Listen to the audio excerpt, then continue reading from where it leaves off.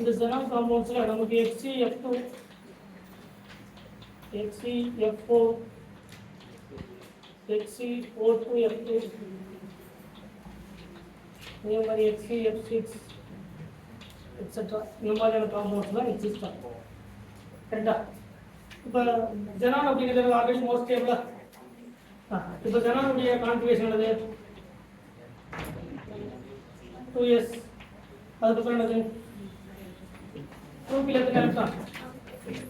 6 எலக்ட்ரானா? இதில் d orbital percent ஆயிருக்குமா? ஏற்கனவே d orbital percent ஆயிருக்கும். இப்போ நார்மலாக எத்தனை பாண்டை ஃபார்ம் பண்ணலாம்? ஆல்ரெடி உங்களுக்கு சொன்னோம். இது 2s ஆர்பிட்டால், இது 2p ஆர்பிட்டால், இது 3d ஆர்பிட்டால்.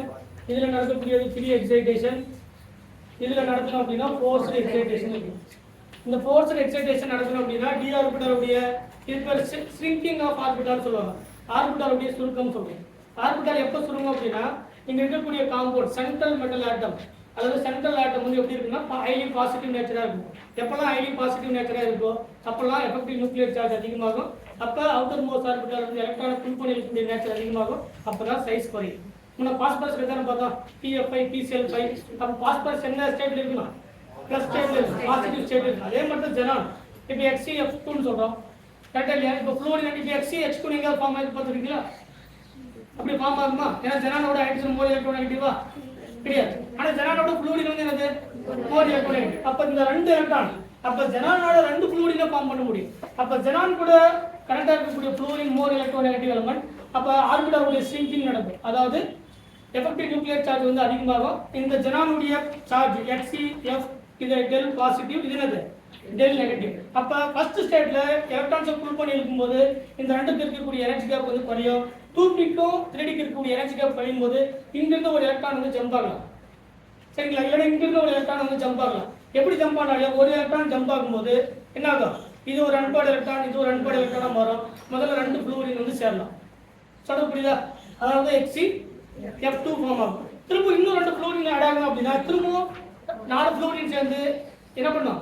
புல் பண்ணி எஃபெக்டிவ் நியூக்ளியர் சார்ஜ் இன்க்ரீஸ் பண்ணலாம். திரும்ப இங்க இருக்கக்கூடிய எலக்ட்ரான் இன்னொரு திரும்ப ஜம்ப் ஆகும். 4 அன்பேர்ட் எலக்ட்ரான் கிடைக்கும். என்ன கிடைக்கும்? HCF4 கிடைக்கும். திரும்ப HCF6 இருக்கா? அப்ப திரும்ப இன்னும் ரெண்டு ஃப்ளூரின் ஆட் ஆகும்போது எஃபெக்டிவ் நியூக்ளியர் சார்ஜ் இன்னும் அதிகமாகும். இன்னும் ரெண்டு எலக்ட்ரான் எக்ஸைட்டேஷன் நடக்கும். இன்னும் 6 அன்பேர்ட் எலக்ட்ரான் கிடைக்கும். அப்ப ஜெனான்ல ஜெனரலா F6 வரைக்கும் ஃபார்ம் பண்ணலாம். X8 வந்து ஃபார்ம் ஆகாது. சரிங்களா? ஏன்?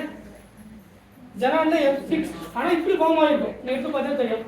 HCF8 2- இப்படி வேணா ஃபார்ம் ஆகும். ஆனா இப்படி ஃபார்ம் ஆகாது. X8 வந்து எக்ஸிஸ்ட் ஆகுமான்னு கேட்டா HCF8 எக்ஸிஸ்ட் ஆகுமான்னு டஸ் நாட் எக்ஸிஸ்ட். ஏன்னா 8 ஃப்ளோரின் வரும்போது ரிப்பல்ஷன் ஹைலி ஸ்டெரிக் இன்டெக்ஸ் வந்து வரும். என்ன ஆகாது? அது எக்ஸிஸ்ட் ஆகாது. அப்ப ஜெனானை பொறுத்த வரைக்கும் ஃப்ளோரின் காம்பவுண்ட் எது மாதிரி தான் ஃபார்ம் பண்ண முடியும்? 6 வரைக்கும் தான் ஃபார்ம் பண்ண முடியும். ஸோ ஜெனான்ல HCF6 காம்பவுண்ட்ல ஜெனானோட மோஸ்ட் ஆக்சிடேஷன் ஸ்டேட்டான அதாவது ஃப்ளூரின் சேரும்போது ஜெனானுக்கு அதோட மேக்ஸிமம் ஆக்சிடேஷன் ஸ்டேட் எவ்வளவுன்னு கேட்பாங்க. சரிங்களா? +6 +4 அந்த +8 அந்த மாதிரிலாம் கேட்பாங்க. சரிங்களா? அப்போ ஃப்ளூரின் சேரும்போது ஹாலஜன் வந்து ஜெனான் கூட சேரும்போது மேக்ஸிமம் ஆக்சிடேஷன் ஸ்டேட் எவ்வளோனா எவ்வளோ? +6 வரைக்கும் தான் ஃபார்ம் பண்ண முடியும். சரிங்களா? அதுக்கு மேலே என்ன பண்ண முடியாது? ஃபார்ம் பண்ண முடியாது. சப்போஸ் இந்த காம்பவுண்ட் எடுத்து பாருங்க, HCF8 2- அப்படின்னா இது x னு வச்சுக்கலாம். -8 = -2. இந்த -6 இந்த பக்கம் போனா என்ன ஆயிடும்? +6. அப்ப x = என்னது? +6. அப்ப இதுலயும் அதோட மேக்ஸிமம் ஆக்சிடேஷன் ஸ்டேட் என்னதா? +6 தான் தவிர 8 கிடையாது. சரிங்களா? சோ ஜெனான் கூட ஃப்ளூரின் சேரும்போது இல்ல குளோரின் சேரும்போது மேக்ஸிமம் இதுதான். ஏன் சார் ஃப்ளூரினை விட அதாவது குளோரினை விட ஃப்ளூரின் வந்து மோஸ்ட் எலக்ட்ரோநெகட்டிவ் எலிமெண்டா இருக்கிறதுனால ஹைலி எஃபெக்டிவ் நியூக்ளியர் சார்ஜ் அதிகமா இருக்கிறதுனால ஜெனான்ல குளோரின் காம்பவுண்டை விட ஃப்ளூரின் காம்பவுண்ட் வந்து மோஸ்டா என்ன ஆகும்? எக்ஸிஸ்ட் ஆகும். சொல்ற பாயிண்ட் புரியுதா?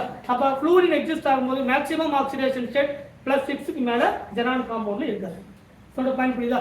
இந்த மாதிரி ஒரு compound பார்த்துக்கிறோமா? HCO4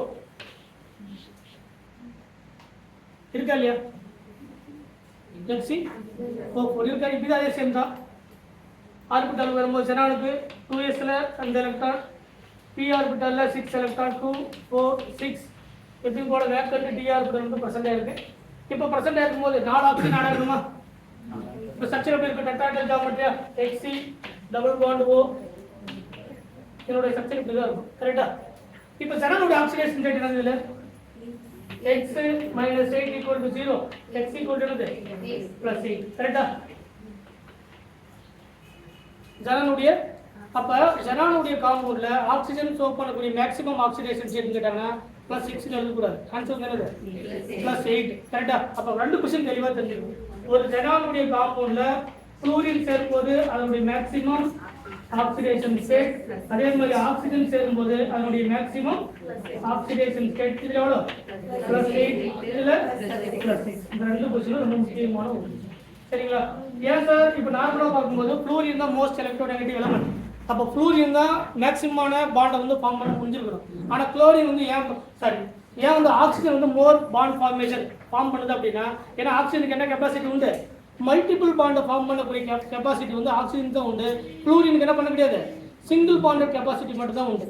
single ஃப்ளூரினுக்கு double bonded character இருக்கா, sp2 இருக்கா இல்லை sp இருக்கா, ஒன்லி என்னது fluorine only exist in sp3 hybridisation, என்ன கிடையாது sp2 கிடையாது. ஆனால் ஆக்சிஜன் சீட்டா ட்ரிபிள் பாண்ட் sp இருக்கு sp2 இருக்கா இல்லையா, அந்த மல்டிபிள் பாண்டிங் கெப்பாசிட்டி யாருக்கு இருக்கு, ஆக்சிஜன் தான் இருக்க தவிர. அதனால தான் இந்த ஜனானுடைய காம்பவுண்டில் மேக்ஸிமம் ஆக்சிடேஷன் ஸ்டேட்டை ஆக்சிஜனும் அதை விட கம்மியாக இருக்கக்கூடிய ஆக்சிடேஷன் ஸ்டேட்டை ஃப்ளூரினும். ஆனால் எஃபெக்டிவ் நியூக்ளியர் சார்ஜ்னு பார்க்கும்போது ஒரு ஜனான் காம்பவுண்டில் ஃப்ளூரினால தான் அதிகமான எஃபெக்டிவ் நியூக்ளியர் சார்ஜை கிரியேட் பண்ண முடியும். அதுக்காக என்ன பண்ண முடியாது, மேக்ஸிமம் ஆக்சிடேஷன் ஸ்டேட்டை கிரியேட் பண்ண முடியாது. ஏன்னா ஃப்ளூரினுக்கு என்ன கிடையாது, மல்டிபிள் பாண்டிங் கெப்பாசிட்டி வந்து கிடையாது.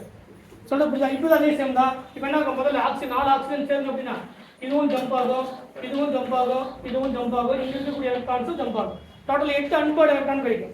இந்த பாண்டு ஓவராலாக ஹைப்ரிட் ஆகும்போது அந்த ஆக்சிஜன் என்ன பண்ணும், இதுலேருந்து ஒரு பாண்டு சேர்ந்து மல்டிபிள் பாண்டு டபுள் பாண்டுவோ ஃபார்ம் பண்ணும். சொல்கிற பாயிண்ட் புரியுதா? அதனால இதில் ஜனானுடைய காம்பவுண்ட்ஸை பொறுத்த வரைக்கும் சரிங்களா, எது வந்து மேக்ஸிமம் ஆக்சிடேஷன் ஸ்டேட்டை ஃபார்ம் பண்ணு கேட்பாங்க. ஃப்ளூரின், குளோரின், புரோமின், ஆக்சிஜன் கேட்டாங்க. ஆன்சர் என்னது, ஆக்சிஜன் தான் மேக்ஸிமம் ஆக்சிடேஷன் ஸ்டேட்டை வந்து கிரியேட் பண்ணோம். ஃப்ளூரின் கூட சேரும்போது எவ்வளோ மேக்ஸிமம் ஆக்சிடேஷன் ஸ்டேட்னு கேட்பாங்க. இப்படி ஒரு கொஸ்டின் கொடுத்துருப்பாங்க சரிங்களா.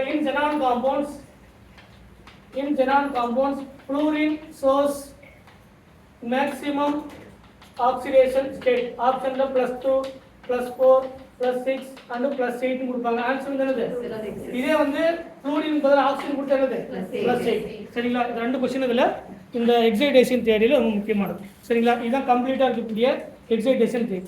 ரெமைனிங் இருக்கிறது எல்லாமே இதே சேம் தான். கண்டிஷன் வந்து என்ன அப்படின்னா 2 கண்டிஷன்.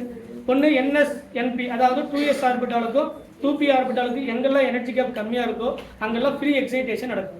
எப்பெல்லாம் ஃபோர்ஸ்டு எக்ஸைடேஷன் நடக்கணும் அப்படின்னா, எப்பவுமே ஃபோர்ஸ்டு எக்ஸைடேஷன் நடக்கணும் அப்படின்னா அந்த சென்ட்ரல் மெட்டல் ஆட்டம் அல்லது சென்ட்ரல் ஆட்டம் ஹைலி பாசிட்டிவ் நேச்சராக இருக்கணும். எந்த அளவுக்கு ஹைலி பாசிட்டிவ் நேச்சராக இருக்கோ அந்த அளவுக்கு எஃபெக்டிவ் நியூக்ளியர் சார்ஜ் வந்து அதிகமாகும். எந்த அளவுக்கு எஃபெக்டிவ் நியூக்ளியர் சார்ஜ் அதிகமாகுதோ அந்த அளவுக்கு ஆர்பிட்டாலுடைய ஸ்ட்ரிங்கிங், டி ஆர்பிட்டாலுடைய ஸ்ட்ரிங்கிங் நடக்கும், அதாவது சுருக்கம் நடக்கும். அப்போ எனர்ஜி கேப் வந்து குறையும், ஃப்ரீயாக என்ன பண்ணும், எக்ஸைடேஷன் நடக்கும். சரிங்களா? இது என்னது நார்மலாக வரக்கூடிய எக்ஸைடேஷன் தியரி. இதில் பர்டிகுலராக எக்ஸைடேஷன் தியரியில் நீங்கள் 4 காம்பவுண்டுக்கு தெரிஞ்சிருந்தால் போதும். பெரும்பாலும் கேட்கக்கூடிய கார்பன், நைட்ரஜன், பாஸ்பரஸ், ஆக்சிஜன், அதே மாதிரி ஜனானுடைய காம்பவுண்ட்ஸ். சரிங்களா?